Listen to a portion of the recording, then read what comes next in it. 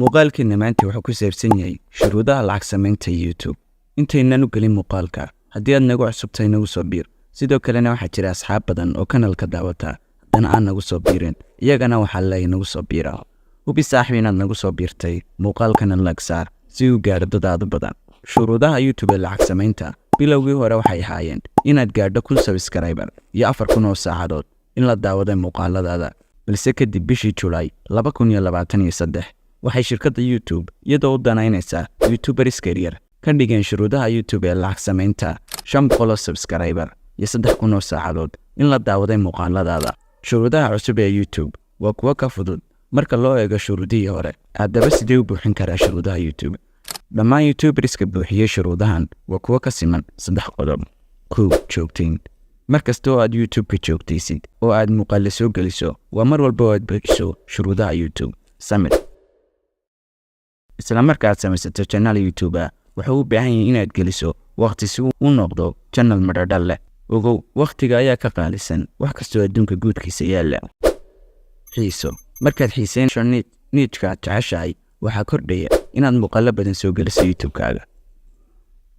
Sidee aan ku ogaan karaa inaan buuxiyo shuruudaha YouTube? ugu horreyn soo fur YouTube Studio, kadibna waxaad keenaya dashboard-ka, kadibna ku dhufo halka ay ku qoran tahay kadibna hoos u raac. halka waxaan ka arki karnaa subscribe-ta aan haysto iyo watch hours-ka. maxaa dhacaya haddaan buuxiyo shuruudaha YouTube? markaad buuxiso shuruudaha waxaa lagu soo furayaa YouTube Partner Program, kadibna waad aqbalgareynaysaa. waa maxay YouTube Partner Program? YouTube Partner Program waa inaad YouTube-ka lacag ka samayn karto. Sidee la aqbali karaa? si lagu aqbalo YouTube Partner Program waa inaad ka ilaalisaa waxyaabaha community guidelines-ka sida inaad soo qaadato muuqaalo ay dad kale leeyihiin. tala ku socota YouTuberska hadda bilowga fadlan iska ilaali inaad iibsato subscribers iyo watch hours. aan ku faahfaahsiiyo, waxaa jira shirkado Hindi ah oo iibiya subscribers iyo watch hours, taasoo channelkaaga ku keenaysa inaanu korin ama aanu yeelan wax horumar. sababtoo ah dad subscribe-ta kuu saara ma aha dad ka helay muuqaaladaad soo gudbisay, mana aha dad ku garanaya. sidoo kale waxaan halkan uga hambalyeynaya walaalka Maxamed Xirfarsame isagoo kanaalkiisu gaaray 5000 oo subscribers. waxaana muuqaalka ku martaa isagoo idin doona talo. soo dhawo walaal. السلام عليكم ورحمة الله تعالى وبركاته. marka hore waxaan u mahadcelinayaa Allah subhanahu wa ta'ala. marka labaad waxaan u mahadcelinayaa walaalkay sida quruxda badan janaalkan igu casuumay. marka saddexaadna waxaan u mahadcelinayaa asxaabta halkan ku xiran. marka hore barasho wanaagsan. magacaygu waa Maxamed, waxaan ahay milkiilaha janaalka loo yaqaan Xirfadsame. haddii aan ka hadlo dhanka iyo shuruudaha YouTube, waxaan isleeyahay waxaa jira dhowr markaasi shuruudo oo ay ka mid yihiin, ama marka hore waxaan u kala qaadi doonaa 2 qaybood oo kala ah. qaybta koowaad waxaa qofka loogu baahan yahay in marka hore uu helo 1000 subscribers iyo sidoo kale 4000 oo watch time hours. qofka intaa marka uu helo waxa uu awood u leeyahay in markaasi uu dalbado Google AdSense-ga.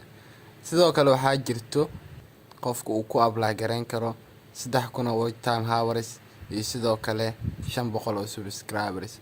so just marka wadanka AdSense ku xiranaysid ay ku xiran tahay. so marka intaas gaartid waxaad u baahan tahay inaad dalbatid Google AdSense-ga. sidaan ognahay Google AdSense-ga Soomaaliya lagama aqbalayo.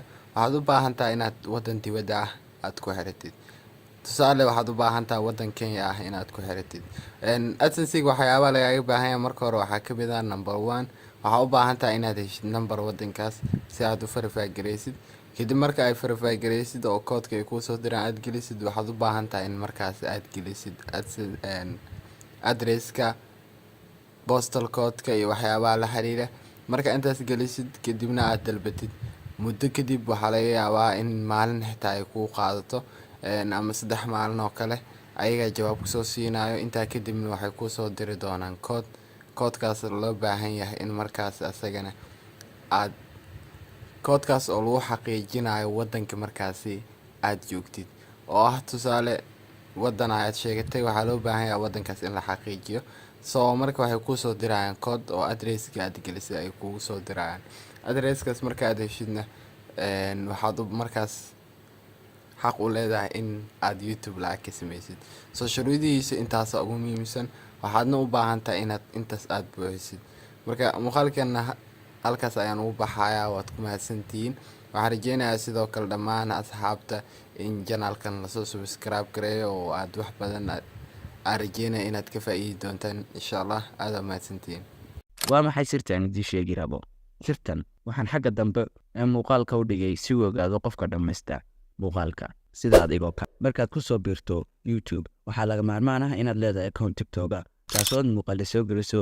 tani waxay kaa caawinaysaa inaad hesho asxaab kuu soo raaca dhanka YouTube. ugu dambeyn dhammaadka muuqaalka la soo gaadhay waan ku mahadcelinayaa, balse haddaad nagu cusub tahay nagu soo biro ka mid noqo asxaabta nagu xidhan. mahadsanid.